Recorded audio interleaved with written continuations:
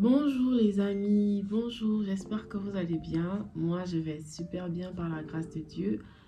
On se retrouve dans cette vidéo aujourd'hui pour vous faire un peu un petit update par rapport à mon voyage. Ça fait super longtemps quand même que j'ai pas posté de vidéo genre sur ma chaîne YouTube. Je crois que ça fait peut-être un mois et demi, 2 mois facilement que j'ai pas posté de vidéo et je me suis dit que bon, ça serait bien que je fasse d'abord un petit update, une vidéo face cam avant de reprendre avec les vidéos, que ce soit des vlogs, que ce soit des vidéos conseils et tout, comme ce que j'ai toujours fait sur ma chaîne. Je disais, j'espère que vous vous portez bien. Moi, je vais bien, par la grâce de Dieu. Ça fait aujourd'hui, précisément, je crois, 3 semaines que je suis de retour en Chine, après 8 mois, 8 longs mois passés au Gabon. Je suis partie du Gabon, je suis partie de la Chine en février. Et je suis revenue en Chine en octobre. Tout ce temps-là, j'étais au Gabon.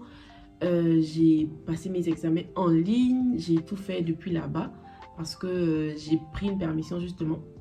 Pardon, j'ai pris une permission, j'avais des petits trucs à faire là-bas, des trucs à gérer et tout et tout. Et me voilà de retour. Franchement, ça fait plaisir, ça fait vraiment plaisir d'être là. Et voilà, je voulais vous parler un peu de mon ressenti, de comment les choses se sont passées au Gabon, comment j'ai vécu les choses, comment je vois les choses aujourd'hui. Cette vidéo, je ne l'ai pas préparée. Honnêtement, je ne l'ai pas préparée. Donc, peut-être qu'à certains moments, je vais m'embrouiller.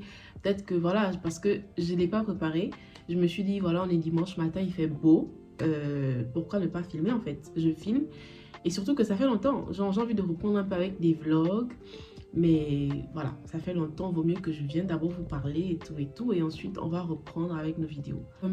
Je vais au Gabon dans quel contexte? En fait, comme vous savez, bon, pour ceux qui ne me connaissent pas, moi c'est Marie-Claire, je suis gabonaise, je suis étudiante en Chine depuis 2019 et en février 2024, j'ai dû retourner au pays et voilà, parce que quand je suis venue en Chine, j'avais laissé mon fils d'à peine 1 an et demi et il vit avec mes parents toujours, il vit avec ma mère, ma famille maternelle.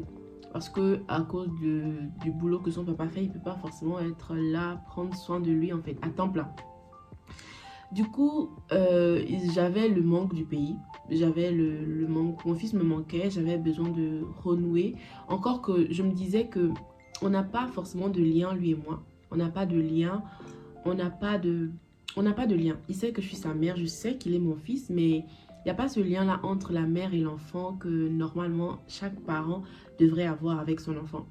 Du coup, je me suis dit, vas-y, j'étais un peu fatiguée de la Chine parce que je suis arrivée en 2019. Je suis arrivée quelques mois après, il y avait le Covid. Et le Covid ici a duré pendant combien d'années, je ne sais pas. C'était dur, c'était compliqué. Moralement, franchement, j'ai tout fait. Moralement, j'avais l'impression de... J'allais plus bien en fait. Tu vois, j'allais plus bien, mais vraiment, j'allais plus bien. Même avec mes camarades de classe, on s'emmerdait souvent. On se disait qu'on a l'impression que cette école, c'est comme un hôpital psychiatrique, quoi. Parce que franchement, c'est comme si on est des fous. Surtout moi, qui suis là depuis, j'ai pas bougé. Euh, je crois qu'on n'était que deux comme ça. On n'était que deux qui étions en Chine depuis 2019. Parce que il y en a qui n'étaient jamais venus en Chine, qui sont arrivés en Chine, je crois, en 2022. Oui, après que les frontières aient réouvert. Et on a qui étaient venus mais qui étaient repartis à cause du Covid. Donc, nous, on n'était qu'à deux avoir été en Chine depuis cette période-là. Et franchement, moralement, on n'en pouvait plus. Et lui aussi, justement, mon camarade qui était là avec moi, a pu voyager pendant les vacances pour aller voir sa famille et tout et tout. Et je crois franchement que ça nous a fait du bien. Donc, comme je disais tantôt, c'était moralement emmerdant. J'en pouvais plus. Vraiment, j'en pouvais plus. J'étais super énervée, stressée, fatiguée. Je crois que je faisais quand même une petite déprime. Et donc, je me suis dit, bon, avec mon chéri, on s'est dit, bon, pourquoi ne pas venir? Franchement, le voyage, il n'était pas préparé. Hein. Quand je vous dis, il n'était pas préparé. Genre, je crois, c'est le 5 décembre ou le 10 décembre qu'on s'est dit, bon, vas-y. Non, même pas. Même pas. Non, je crois, oui, le 5 ou le 10 décembre qu'on s'est dit, vas-y. Est-ce que tu pourrais pas venir en fait? C'est lui qui me dit, est-ce que tu pourrais pas venir? Mais avant ça, moi, j'y avais pensé, mais je me dis, bon, rentrer au Gabon, ça nécessite beaucoup de choses. Parce que moi, j'ai pas forcément envie de vivre avec mes parents. J'ai plus envie de vivre dans le contexte familial. Déjà qu'avant de partir du Gabon, même, je ne vivais plus avec mes parents. Je vivais déjà chez moi. Et je ne veux pas repartir vivre avec la famille. D'autant plus que mon chéri, avec le boulot qu'il fait, il n'était pas présent, il n'était pas là. Hein. Il était en stage. Je vais vivre... genre, tu vois, c'était beaucoup de questionnements, mais j'avais zappé. Lui me reparle, me dit, mais écoute Jess, pourquoi ne pas venir? Ça fait longtemps que tu n'as pas vu l'enfant. L'enfant, il a besoin de toi. Franchement, il a besoin de toi. Je pense aussi que tu as besoin de lui. Viens. S'il te plaît, essaie de voir dans quelle mesure tu peux venir. Moi, je suis sceptique. Je me dis, bon, je vais venir. Je dis à mon école que je pars pour une période assez longue quand même. C'est vrai que c'est l'avant-dernière année parce que l'année passée, j'étais en 3e année. La licence en Chine, c'est 4 ans. Cette année, je suis en dernière année de bachelor. Donc, il me dit, vois un peu et tout. Je me dis, bon, est-ce que l'école va accepter? Je mets sans prière. Je dis, Seigneur, franchement, la Bible dit que tu es celui qui incline les cœurs des rois.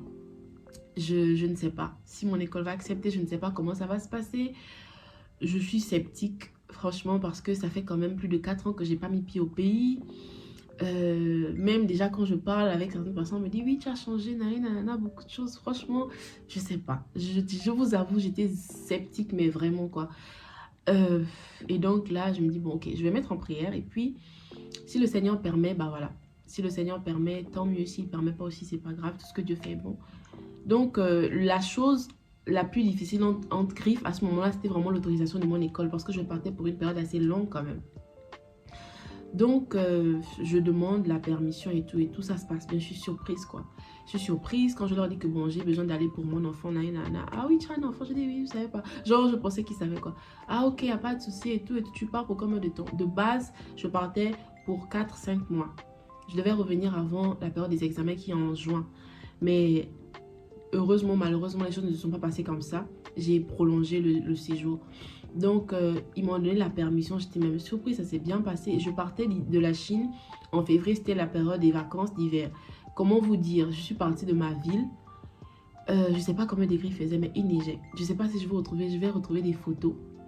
Mais j'avais fait un vlog, normalement, je ne sais pas. Bref, il neigeait, mais c'était incroyable. Il fallait me voir tirer mes valises sous combien de degrés il neigeait. C'était incroyable, en fait. Et comme j'arrive à Guangzhou, Guangzhou c'est une ville où il ne faut pas forcément froid, il n'y a pas d'hiver là-bas en fait, donc ça va, le climat est beaucoup plus différent et tout et tout. Donc comme je disais, le plus dur c'était de prendre la permission avec mon école, ils ont accepté. Et donc quand ils acceptent, moi je prends mon billet et je n'ai pas préparé le voyage, hein, donc j'ai pas forcément pu faire des achats comme je pensais, comme je voulais en fait. Donc voilà, je vais comme ça, j'arrive au pays. Franchement au départ c'est assez compliqué. Honnêtement, c'est assez compliqué. Oui, j'ai été interrompue, désolée. Donc, comme je disais, j'étais même où? Bref, j'ai pu voyager, je suis arrivée. Honnêtement, au départ, c'est un peu... Parce que je te dis, bon, les choses n'ont pas forcément évolué, les choses n'ont pas changé, la mentalité des personnes que tu côtoies et tout, c'est compliqué. Comme je vous dis, au début, c'était compliqué, j'ai déprimé. Et j'ai déprimé pendant longtemps, hein. Je crois que j'étais en déprime pendant peut-être 4-5 mois. Je vous assure, c'était dur. C'est-à-dire que c'est dur. Je ne peux pas forcément rentrer dans des détails. Il y a beaucoup de choses que j'ai vécues. Je ne peux pas forcément en parler parce que c'est les réseaux. Et puis ça implique quelque part des personnes très proches que je respecte. Mais je vous assure, c'était difficile. Au départ, c'était vraiment difficile. Il faut se réadapter. Quand j'arrive, parce que justement, j'avais déjà dit à mon chéri que je ne peux pas repartir, rester en famille en fait. Je ne peux pas. C'est-à-dire que si j'y vais, c'est maximum pour 1 mois, le temps de trouver la maison, pouvoir aménager et tout et tout. Et puis Dieu faisant les choses, je suis restée là-bas que 2 semaines. 2 semaines parce que j'ai fait 2 autres semaines, sinon moins de 2 semaines chez ma meilleure amie. Parce qu'à la période là, son chéri voyageait et tout. Et elle voulait que je reste avec elle. Donc voilà. J'ai fait 2 semaines chez mes parents. Après, je suis fait quelques jours chez elle. Et pendant que j'étais chez elle, j'ai trouvé la maison. Vous avez vu, j'ai aménagé, j'ai acheté, il fallait tout réacheter, vraiment tout. Quand je vous dis tout, c'est jusqu'à l'aiguille en fait, il fallait tout refaire. Et dans cette même foulée-là, toi, tu as une vision, en fait, c'est-à-dire que tu as tes, comment dire, tu es venu avec une manière de faire, une manière de fonctionner, une manière de voir, tu es venu avec tes projets, en mode, si j'ai de l'argent, c'est pour ça, tu vois. C'est-à-dire que même moi, je ne me faisais pas forcément plaisir, hein, parce que j'avais des projets, j'avais des... Voilà, quoi, je savais ce que je voulais, comment je voulais que les choses soient faites. Mais dans cette même foulée-là, au lieu que les gens qui sont autour de toi, que tu aimes, te soutiennent, bah non, au contraire, c'est des gens qui veulent un peu te tirer. Ça, c'est vraiment la mentalité africaine, tu vois. Au début, c'était difficile parce que je n'étais plus habituée à ça. J'étais plus habituée à ce genre de comportement, quoi. Et les gens ne te comprennent pas forcément parce que quand tu vas en parler, on va dire que mais oui, pourquoi elle se prend pour qui, pourquoi nanana, nanana et tout. Alors que non, c'est juste que Ouais, tu peux pas faire 4 ans dans un environnement et ta mentalité reste la même. C'est pas possible. Il y a des choses qui vont s'améliorer, des choses qui vont changer, des choses que tu vas accepter, que tu vas laisser. Et des choses, tu vois, tu te dis, bon, moi, franchement, c'est plus comme ça que je voudrais faire. Mais malheureusement, c'est pas forcément le cas dans chez nous, en fait. Donc, il fallait vraiment que j'apprenne déjà à faire accepter aux gens ma conception, ma nouvelle manière de voir les choses. Il fallait aussi que j'accepte, en fait, que les gens ne voient pas les choses comme moi. Les gens ne pensent pas comme moi, en fait. Et ça ne fait pas forcément de nous des ennemis. Juste que je dois faire ce que je pense être bon et bien pour moi.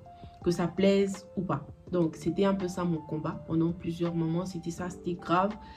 Vraiment chaud. Avec le temps, moi, par exemple, j'aime pas aller chez les gens. Mais j'aime pas aller chez les gens de la même manière, j'aime pas que les gens viennent chez moi, tu vois. Et ça paraît hautain, ça paraît mal, mais c'est juste que moi, j'aime mon cocon. Chez moi, c'est là où c'est mon univers en fait. C'est là où je me sens en paix, c'est là où je vis, c'est là où tout est là, c'est pour moi, tu vois. Et j'aime pas forcément que les gens viennent à chaque fois chez moi. Du coup, ça aussi, c'était un grave problème, je vous assure. Bref, mais il y a beaucoup de choses également que j'ai apprises. Beaucoup de choses que j'ai apprises que je ne voyais pas forcément. Avant de partir de la Chine pour le Gabon, bon, j'avais une vision qui était différente de celle-là. Aujourd'hui, par exemple, je me disais, je ne me voyais pas forcément rentrer au Gabon après mes études. Parce que je me disais, qu'est-ce que je vais aller y faire? Vas-y, il y a quoi là-bas, genre, tu vois. Mais aujourd'hui, pour mon fils, ne serait-ce que pour lui, j'ai envie de retourner. Ne serait-ce que pour lui, franchement. Et avec, par rapport aussi à mon chéri, les projets qu'on a, j'aimerais vraiment y retourner. Et je me dis, si je suis appelée, si le Seigneur m'appelle à faire autrement, bah les choses se feront telles qu'il le veut en fait, tu vois. Mon fils n'a qu'une seule mère. Franchement, c'est une chose que j'ai apprise en étant là-bas. Parce que quand je suis partie, je vous disais bien, il y avait beaucoup de choses qui s'étaient passées d'abord au préalable dans ma vie. Et qui ont fait que quand je partais du Gabon la première fois, bah ma vision était différente. Je n'avais pas de problème avec le fait de savoir que bon, mon fils était gardé chez mes parents, nanana et tout. Même si c'était pas forcément ce qui réjouissait mon cœur, mais vas-y, j'acceptais ça parce que je me disais, bon, il faut que je vive aussi. Aujourd'hui, oui, je veux vivre, je vais vivre, mais il y a un enfant qui dépend de moi. Il n'a pas demandé à naître en fait. Et surtout, j'ai pas envie de reproduire les schémas que j'ai vu se reproduire, que j'ai vécu, que j'ai subi. J'ai pas envie que mon fils subisse ça. Et surtout, j'ai pas envie que mon fils se demande si je l'aime. J'ai pas envie que mon fils se demande si je l'aime. Où est maman? Est-ce que maman était présente? Non, franchement, je veux pas que mon fils ait le discours que moi j'ai eu par rapport à un certain moment par rapport à mes parents. Parce que peut-être que je ferai une vidéo là-dessus. Je n'ai pas grandi avec mon père. Ma mère aussi, j'ai grandi avec ma mère, mais c'était une personne très dure, mais vraiment très dure. Je peux dire que c'est en grandissant qu'on a aujourd'hui, qu'on tisse une certaine relation, mais vraiment ma mère était très dure et ça a créé en moi beaucoup de blessures, beaucoup de peur, beaucoup d'insécurité en fait. Et j'ai pas envie que mon enfant grandisse comme ça parce que je sais ce que ça cause, je sais ce que ça produit, je sais jusqu'où est-ce que ça emmène. Le fait de ne pas avoir confiance en soi parce que le cocon familial, c'est la base du développement de chaque être humain. Lorsque la base n'est pas bonne, la base est faussée, franchement, on ne s'attendra pas à ce que plus tard, ça sera quelque chose de... Voilà quoi. Hier, j'écoutais l'enseignement du pasteur Marcelo Tounassi où il parlait... je crois que c'est comme... je sais pas comment dire ça. C'est comme des réunions qu'ils ont, c'est papa dis-moi tout. Papa dis-moi tout, je crois. Les gens posent des questions et puis le pasteur répond. Il parlait justement de la base familiale. Il a pris exemple sur Hitler. Il disait que si Hitler a fait ce qu'il a fait, c'est parce que de base, il a grandi dans un environnement où c'était l'amour. Tu mérites l'amour en fait. C'est en fonction de ce que tu fais qu'on te manifeste l'amour. Et donc, il a grandi avec beaucoup de blessures, beaucoup de blessures intérieures qui ont fait de lui l'homme qu'il a été. Et moi, je me dis, non, je veux que mon enfant, l'amour, la manière dont il va grandir, ça va faire de lui un homme confiant, un homme sécure, c'est-à-dire un homme qui ne se laisse pas influencer par ce que les gens vont dire, par ce qui se passe. Un homme qui est sûr de lui en fait, un homme qui sait qu'il pourra toujours compter sur ses parents, ou même si ses parents ne seront pas là, mais un homme qui va grandir avec vraiment la mentalité que mes parents ont toujours fait ce qu'il y a de mieux pour mon bien. Mes parents se sont toujours sacrifiés pour moi, et aujourd'hui peut-être ils sont pas là, Mais je sais que s'ils avaient été, ils auraient fait ça pour moi. Et aussi, parce qu'ils ont investi en moi, ça fait de moi un homme fort, tu vois. Et surtout, par la grâce de Dieu, parce que moi, c'est vraiment... avant de partir de la Chine, je disais, Seigneur, aide-moi vraiment à donner à mon fils ce que tu veux que je lui donne. C'est-à-dire, lui montrer la route de l'église. Avec mon fils, on allait régulièrement à l'église, presque tout le temps. On allait à l'église, il assistait à l'écodie, moi j'étais au culte. Après, on parlait de ce qui s'est passé. C'est vraiment ce que je voulais. On priait ensemble, je lui parlais vraiment de Dieu. Je lui disais toujours que il faut rendre grâce à Dieu pour toutes choses. C'est-à-dire que des fois, lorsqu'on priait, moi ça me faisait rire. Parce qu'il va dire, Seigneur Jésus, merci parce que maman a pu payer le wifi aujourd'hui. Seigneur Jésus, merci parce qu'on a payé les chaînes. Seigneur Jésus, merci parce que je suis allée avec le goûter à l'école. En fait, c'est des choses qui paraissent peut-être banales, mais moi, c'est ce que je veux inculquer à mon enfant. C'est-à-dire que tout est grâce. Tout ce qu'on a, c'est la grâce de Dieu. C'est-à-dire les parents qu'il a, des parents aimants qui prennent soin de lui, c'est la grâce de Dieu en fait. C'est vraiment tout est grâce. Les moyens que le Seigneur met à notre disposition pour pouvoir prendre soin de lui, c'est la grâce de Dieu. Et c'est ça que je veux inculquer à mon enfant. C'est que toute la base, c'est Dieu en fait, tu vois. Et je me dis, je suis reconnaissante parce que d'une part, j'ai pu le faire. Je suis vraiment reconnaissante. Et en même temps, c'est pas encore fini. Hein. C'est pas encore fini. Il y a des choses à faire encore et encore et encore et encore. Vraiment lui inculquer que c'est Dieu d'abord. Avant ses parents, avant lui-même, c'est Dieu. C'est Dieu d'abord. Et je lui ai souvent dit que peu importe, en partant, en revenant ici, c'est ce que je lui ai dit que souviens-toi que peu importe ce que tu traverses, que je sois là ou pas, que papa soit là ou pas, c'est Dieu. C'est Dieu qui te connaît. Tu appartiens d'abord à Jésus. Tu dois pouvoir lui dire tout. Seigneur Jésus, aide-moi. Seigneur Jésus, je ne me sens pas bien. Après, c'est vrai que c'est un enfant. Il n'a pas forcément la même conception des choses que nous, mais comme la Bible dit, instruis l'enfant selon la voie qu'il doit suivre, selon le chemin qu'il doit suivre, afin qu'il ne s'en détourne pas. Moi, c'est ce que je veux montrer à mon enfant. Donc, franchement, ça m'a fait beaucoup de bien. Ça m'a fait énormément de bien de pouvoir passer du temps avec lui, de pouvoir renouer, de pouvoir avoir ces moments de qualité avec mon enfant. Voilà, on sortait souvent tous les deux, on allait manger. Franchement, c'était ça nos sorties préférées, quoi. Aller manger, passer du temps, rigoler. Après, il y a des moments aussi où j'étais énervée parce que c'est un enfant, il fait des bêtises et puis, vas-y. Mais dans l'ensemble, ça s'est bien passé. Surtout, aussi, j'ai pu me rendre compte du fait que, en fait, la vie au Gabon n'est pas forcément celle que j'ai laissée. Il y a beaucoup de choses qui ont changé, il y a beaucoup de choses qui ont évolué. Et que si je veux vraiment retourner vivre là-bas, je dois vraiment me battre, je dois m'investir, je dois vraiment faire des choses qui vont contribuer à mon bien-être en fait. Par exemple, je pense que je ne peux pas me satisfaire juste d'un boulot. Je ne peux pas me satisfaire du boulot que j'aurai et tout pour espérer vivre la vie que je veux parce qu'en vérité aussi, j'ai envie de vivre à l'aise quoi, tu vois. Donc voilà un peu. Est-ce que j'ai oublié des choses non. En fait, franchement, j'ai passé de beaux moments au Gabon. J'ai passé de beaux moments. J'ai assisté à la campagne du Kangoka. J'ai assisté à Cap sur le Gabon avec le pasteur Evan Castanou. Franchement, c'était des moments merveilleux. J'ai pu assister au moment à l'église, au temps de prière. Quand je suis venue entrer dans la dynamique de 40 jours de jeûne et de prière, oh là là, magnifique. Franchement, waouh, waouh, waouh, waouh. Et quand je vois toutes ces choses-là, quand je vois ce que le Seigneur fait, quand je vois comment les choses se passent pour moi, je me dis, Seigneur, ne me laisse pas m'égarer en fait, s'il te plaît. Vraiment, ne me laisse pas aller où tu n'es pas. Ne me laisse pas. Même si j'ai envie de faire, genre, l'envie de faire un truc qui ne t'honore pas est vraiment grande, pressante.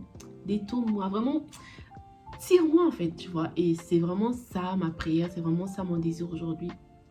Parce que je me dis, je n'ai peut-être pas eu ce que je voulais, mais j'ai eu ce que le Seigneur voulait que j'aie. Et aujourd'hui, le Seigneur continue de me donner ce qu'il pense être bien pour moi, en fait, tu vois. Le Seigneur m'aime énormément au travers de beaucoup de gens. Et j'aimerais vraiment aimer aussi ces gens, leur faire énormément du bien, en fait. Donc, voilà. Mon retour ici, c'est bien passé. Franchement, bien passé. Là, j'ai déjà fini avec ce qui est examens médicaux, visa. J'attends juste le moment pour aller récupérer mon passeport à l'immigration. Franchement ça va dans l'ensemble, je me porte bien. Comme je disais, cette année je suis en dernière année de bachelor. On n'a pas cours, on a de base 2 cours par semaine, mais on a fini un cours, il ne nous reste qu'un seul cours. Bon, je reviens, je me rends compte qu'on nous a changé de bâtiment. Je ne suis plus où j'étais, je n'ai plus ma chambre seule. Je partage maintenant ma chambre avec ma camarade kenyane que vous avez souvent vu là, un peu courte, noire comme ça. Je partage maintenant la chambre avec elle. La cohabitation se passe plus ou moins bien. Sauf qu'elle aime souvent préparer tôt et puis ça me saoule parce que moi je dors. Donc sinon à part ça, il n'y a pas de problème. Quoi. On s'emmerde pas. Vraiment le respect. C'est une grande soeur, c'est mon aînée. Hein. de quoi, je crois 4 ans. Donc vraiment, j'essaie de la voir un peu comme ça. Certes, on est camarades de classe, mais j'essaie de la voir un peu comme ça. Et donc, quand tu vis avec un aîné ou une aînée, il y a des choses, des comportements que tu peux pas avoir. J'évite vraiment de la déranger, quoi. Voilà. Et puis, le savoir-vivre, c'est vraiment quelque chose que j'ai développé avec le temps. Voilà, c'est ça, hein. Donc là, nous sommes... actuellement, nous sommes dans la préparation des examens de fin d'année. De fin d'année, vraiment. On a le mémoire à rédiger, on a certaines recherches à faire, on a aussi un examen de chinois à passer, sans lequel on ne pourra pas avoir notre diplôme. Donc c'est un peu ça, c'est un peu ce dans quoi nous sommes, quoi, nous les dernières années. Après, il y a des nouveaux, il y a des gens de deuxième année, troisième année, bref, chacun se gère, chacun s'occupe de ses oignons, comme on peut le dire. Donc je crois que j'ai fait un peu le point, je vous ai un peu parlé de tout ce que je ressentais, de comment ci, comment ça. Et là, je pourrais venir vraiment avec des vlogs. Mais honnêtement, je me dis, bon, qu'est-ce que je vais bien pouvoir vous vlogger? Parce que je partage maintenant la chambre, je ne suis plus seule. Et je n'ai pas envie de la déranger, j'ai pas envie de la mettre mal à l'aise. C'est pas une personne très réseaux sociaux. Franchement, c'est pas une personne de réseaux sociaux en fait. Et filmer, bon, après, il y a qu'est-ce que je fais d'extraordinaire? Si ce n'est aller à la gym. Ouais, j'ai repris le sport. Je vais à la salle de gym quasiment tout le temps. Tous les jours quasiment. Et à part ça, il n'y a pas grand chose à filmer. Donc je me réfléchis. Soit je ferai par exemple des vlogs, des weekly vlogs ou des daily vlogs, genre quelques jours de la semaine. Quand je sais qu'il y a des trucs importants à faire, je vais pas filmer tous les jours, mais je vais essayer de filmer. Et puis vous sortir ça le dimanche. Ou alors je vais reprendre avec mes vidéos face cam. Mais de toutes les façons, je crois que je ferai les deux. En fonction de la disponibilité, en fonction des choses qu'il y a à faire, en fonction de toutes les choses là. Sinon... voilà, ça m'a fait plaisir de filmer cette vidéo-là. Franchement, je ne l'ai pas préparée comme je vous ai dit au départ. C'est vraiment moi, ce qui est à l'intérieur que j'ai pu faire sortir et tout et tout. Et voilà, je suis vraiment reconnaissante d'être de retour. Je suis vraiment reconnaissante que mon séjour se soit bien passé. Et voilà, quoi, on prie pour la suite. On prie pour la suite. Vraiment que les choses se passent encore bien. Là où je vous filme là, c'est même pas dans ma chambre. C'est pas dans ma chambre. Déjà, mon matériel, j'ai laissé au Gabon. J'ai pas de matériel ici pour mes vidéos. Ma chambre, je suis pas seule, j'ai pas envie de déranger l'autre. Donc je viens dans la chambre d'un de mes amis quand il n'est pas là. Là, il allait jouer au football. Ouais. C'est là où je viens travailler en semaine. Quand il a cours, je viens travailler ici pendant 2-3 heures. Ensuite, je rentre chez moi. Parce que moi, j'aime pas le bruit. Je veux pas travailler le bruit. Je veux pas travailler à quelqu'un en fait. Étudier. Voilà. Donc je viens ici et voilà, tranquille. Toutes les personnes aussi qui souhaitent venir étudier ici pour la rentrée de mars, hâtez-vous, écrivez-moi. Hein. Écrivez-moi. Je mets mon WhatsApp là, écrivez-moi. Et puis, on voit ce qu'on peut faire en fait. Pour vous aider soit à trouver des bourses, soit à trouver des établissements et tout. Mais n'hésitez pas. Donc, merci d'avoir regardé la vidéo. N'oubliez pas de la liker. Et si vous n'êtes pas abonné, abonnez-vous. Bientôt les 1000 abonnés, s'il vous plaît. Je veux les 1000 abonnés. Pourquoi pas d'ici avant la fin de l'année? C'est possible. C'est possible en fait. C'est possible. Bon, que Dieu vous garde, prenez soin de vous, je vous fais plein de bisous et on se retrouve très prochainement dans une autre vidéo.